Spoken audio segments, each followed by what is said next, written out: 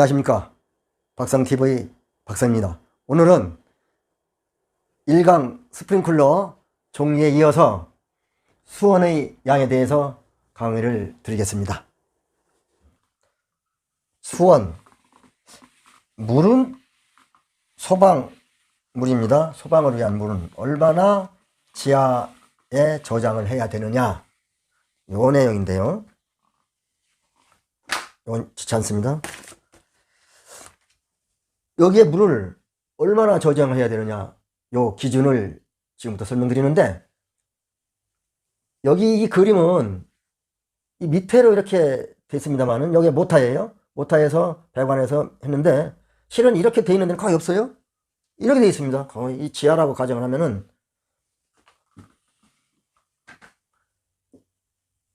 물탱크가 이리 있습니다. 여기가 이렇게 공간을 떼어주고요. 받침대로. 이 정도 배관이 있고, 여기에 또 이렇게 밸브가 있고, 밸브가 있습니다.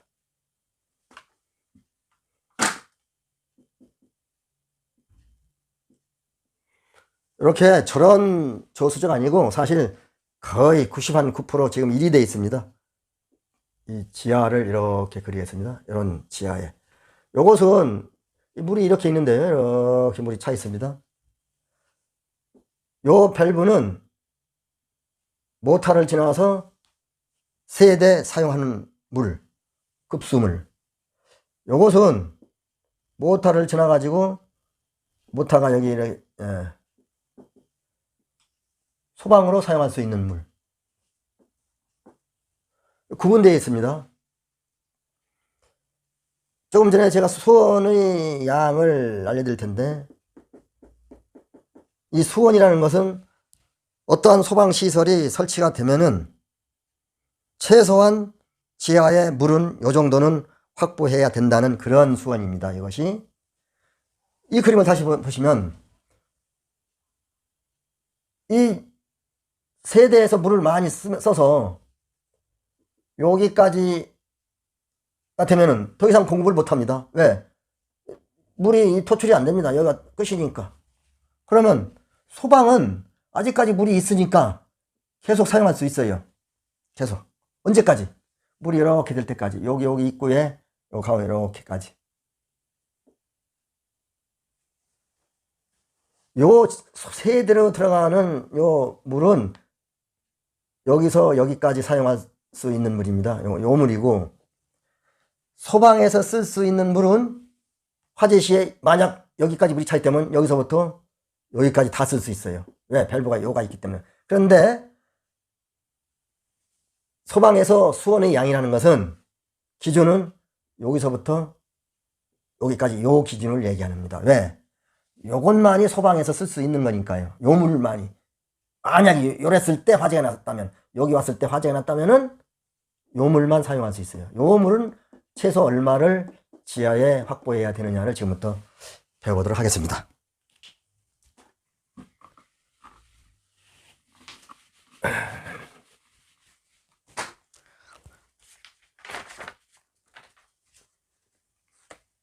이 물 사용은 폐쇄형하고, 아까 폐쇄형이라고 알려드렸어요.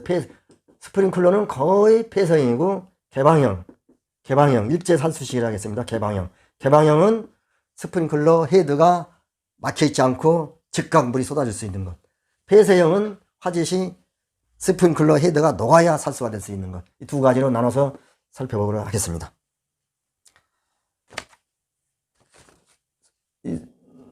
여러분 요걸 아실 겁니다. 이 스프링클러 헤드는 이 10, 20, 30 이렇게 우선 아셔야 되는데, 이게 또 무슨 얘기냐면요, 스프링클러 헤드 얘기입니다. 10개, 20개, 30개. 수원의 양을 계산할 때 어느 건물은 10개 기준만 해서 지하에다 저장을 해라. 어느 건물은 스프링클 헤드가 20개에서 한꺼번에 쏟아지는 그 물을 계산해서 지하에 저장해라. 어느 건물은 30개를 에서 나오는 물을 계산해서 지하에 저장을 해라. 그러면 지하에 저장하고 있는 물이 가장 많은 것은 요 30개를 설치했을 때겠죠. 그럼 이 건물은 뭐냐? 이 건물은 뭐고, 이 건물은 뭐고, 이 건물은 뭐냐? 그럼 30개부터 한번 해보겠습니다. 30개를 계산해서 저장할 수 있는, 해야 되는, 할 수 있는이 아니고 해야 되는 법적인 문제이기 때문에 해야 되는 그러한 건물은 11층 이상입니다. 어떠한 건물이 11층 이상 건물은 물을 저장할 때 스프링클러 헤드에서 30개 분량만 한꺼번에 쏟아지는 물을 저장을 해야 이 말이에요. 11층 이상. 그런데 아파트는 제외입니다.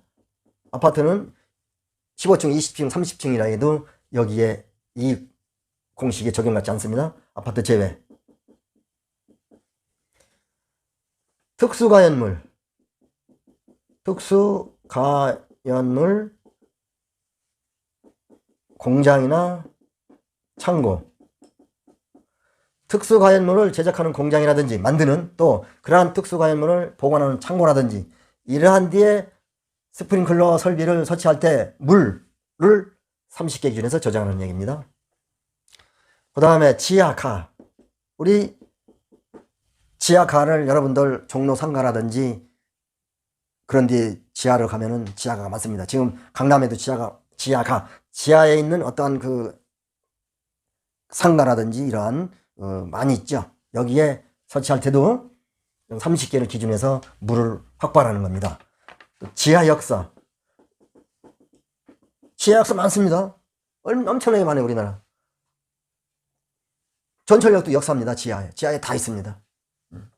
또 판매시설. 대표적인 것이 백화점입니다. 백화점. 아주 백화점.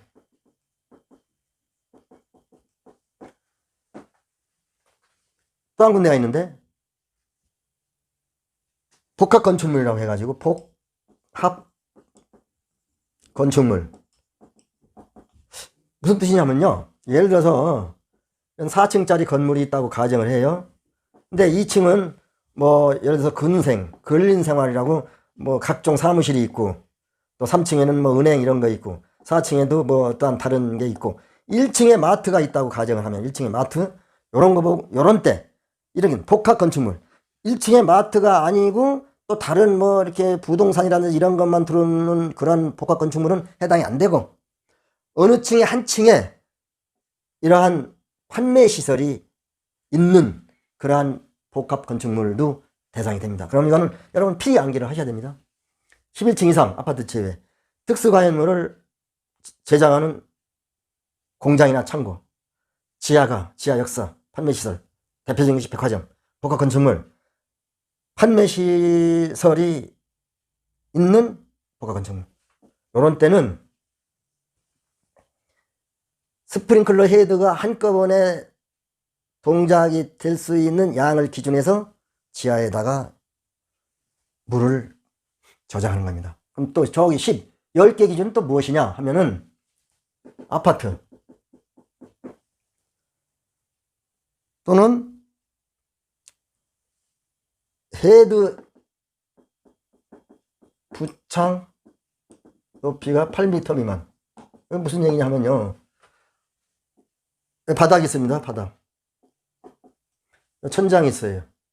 여기다 헤드를 설치했어요. 스프링클러 헤드.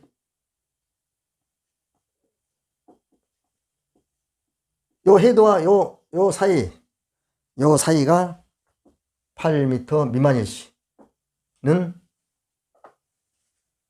10개만 기준해라, 이런 얘기입니다. 그래서 아파트도 소방을 위한 물은 지하, 여기입니다. 저수조에 10개가 동시에 작동을 할 때 기준해서 물을 보관할 수 있는 그러한 시스템으로 되어 있습니다. 나머지는 이겁니다. 이건 나머지예요. 그럼 시험은 어떻게 나오느냐? 거의 여기에서 나옵니다. 이게 99%예요. 그 다음에 요 아파트를 대상해서 나올 수 있을 수도 있고요. 그러니까 30개를 기준하는 그러한 대상 건물을 필히 암기를 하셔야 됩니다. 이러이러한 건물에서는 양을 구해라. 그럼 이러한 건물이 있으니까 하도 많이 읽기 때문에 보입니다. 아, 이거 30개 이렇게.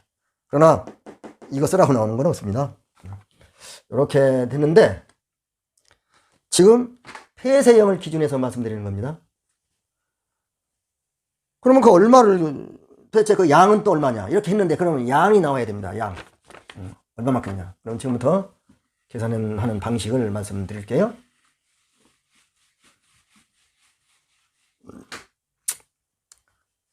건축물이 30층 이하와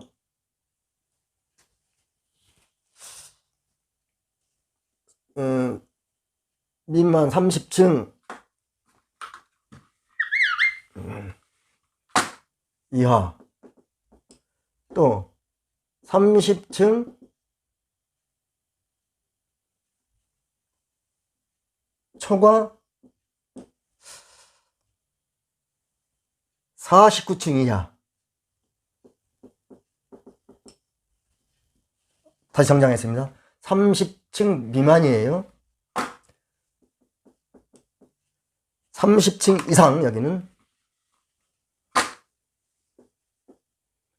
30층 이상 49층 이하. 또 하나는 50층 이상. 이렇게 층수마다 보유하는 물량이 다릅니다. 물론 다르겠죠. 이런데 계산 방법은 이렇습니다. 양이라고 메타 3성은 n 곱하기 1.6 이것을 풀었으면 이렇습니다.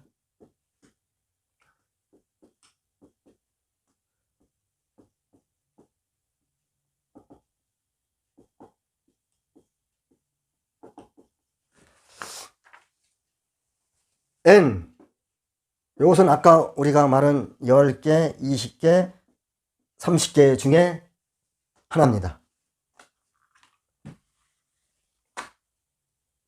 스프링클러 헤드는 법적 기준이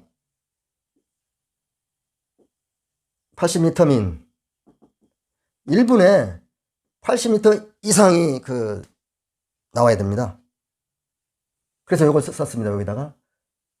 그리고 얼마만큼 지속이 되어야 되냐면 20분 이상이 나와야 됩니다. 요게 저장해야 되는 수온의 양입니다. 요 곱하기 요것은 80리터 민 곱하기 20민 하면은 삭제되고 민이니까 n 곱하기 1600리터입니다. 1600리터는 1.6 메타 3승이기 때문에 이러한 공식이 나온 겁니다. 이렇게 하시고 30층 이상 49층 이하는 어떻게 되느냐면 이것은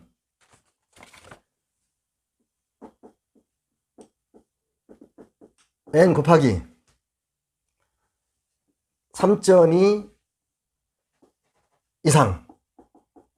요 3.2는 어떻게 나왔냐면은 전과 마찬가지로 n 곱하기 80m 민 1분에 80m 이상 곱하기 아까는 20분이었지만 이것은 40분 이상 계산이 돼야 됩니다. 그러면은 4, 8이 32, 3200리터. 이건 지워지니까요. 3200리터는 3.2 세제곱미터입니다. 이렇게 계산이 되고요. 50층 이상. 이것은 n 곱하기 4.8 메타 3능 이상 n 곱하기 마찬가지 80리터 퍼 민 곱하기 60분이에요. 이건 60분 이상 이렇게 60분 동안 사용할 수 있는 물이기 때문에 많이 소요가 되겠죠. 6, 8이 48, 4,800m. 그러므로 n 곱하기 4.8 m3 이상으로 보유를 해야 됩니다. 요것은 아주 가끔 출제될 수 있는 중요한 공식입니다. 꼭 암기를 하셔야 됩니다. 문제는 여러분이 일부는 지금 서브노트를 하시고 계시는 분들도 있으리라 생각이 듭니다. 그러나 저는 그 수많은 자격증을 취득하면서 한 번도 서브노트를 사용한 적 없어요. 왜? 서브노트를 사용하게 되면, 한 번 서브노트를 작성하게 되면 그 다음부터는 손으로 쓰질 않으려고 그래요. 그거 암기만 하려고 그러지. 그러나 실기시험은 반드시 손으로 무수히 써봐야 되기 때문에 눈만 가지고 안 됩니다. 그래서 서브노트를 전 작성을 안 해요. 왜? 손으로 자주 써봅니다. 그리고 중요한 것은 교재에 다 있습니다. 어쩌면은 이 교재가 서브노트라고 생각이 듭니다. 자, 개방형은 어떻게 수원의 양을 정하느냐면, 개방형은 화재가 나면은 지체 없이 물이 살수가 되는 겁니다. 스프링클 헤드가 이미 다 녹아 있는 것이기 때문에, 녹아 있다는 것은 화재에 의해서 녹아 있는 게 아니고 설치할 때 거기를 공간을 비워 놓습니다. 그렇기 때문에 물이 넘어가는 즉시 나오는 거예요. 자, 개방형 최대 방수구역 헤드수. 예를 들어 무슨 얘기냐, 어떠한 개방형 헤드가 설치되어 있는 그러한 그 장소의 헤드가 20개라고 하면은 헤드수가 20개로 가정을 일단 해놓고,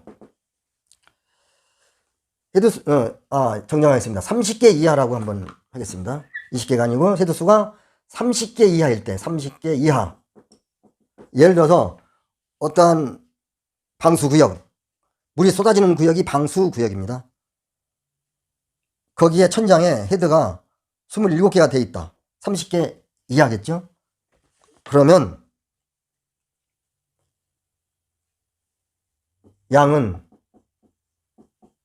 1.6 이런 공식에 대입을 하면 됩니다. 요 n은 헤드수 30개 이하, 10개면 10, 20개면 20, 30개면 30개. 1.6은 요것은 아까 요에서 말씀드렸듯이 이것도 스프링클러 설비이기 때문에 1분에 법적 분량이 80m/min입니다. 20분 삭제되고 28이 16, 1600m. 그러므로 1.6m/s 이렇게 확보를 해야 되고요. 헤드수가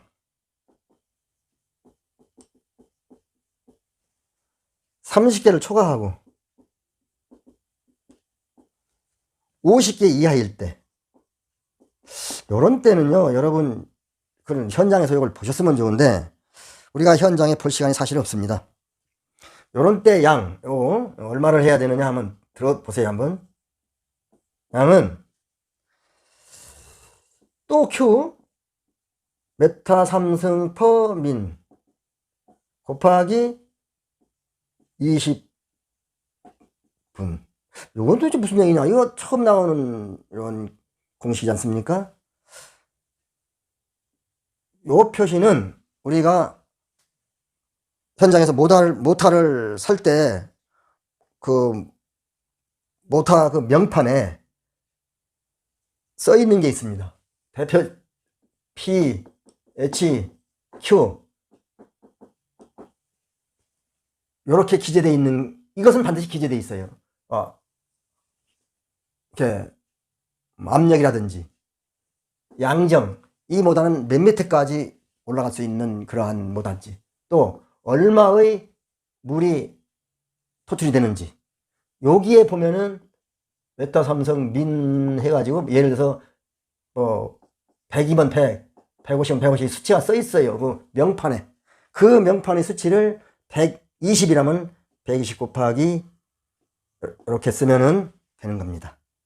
그 뜻이에요, 이게. 그런데 사실 우리가 현장에서 접할 수 있는 건 이 폐쇄형이지 개방형은 접할 기회가 그리 많지 않습니다. 그러나 또 시험 문제는 안 그렇습니다. 출제가 될 수도 있습니다.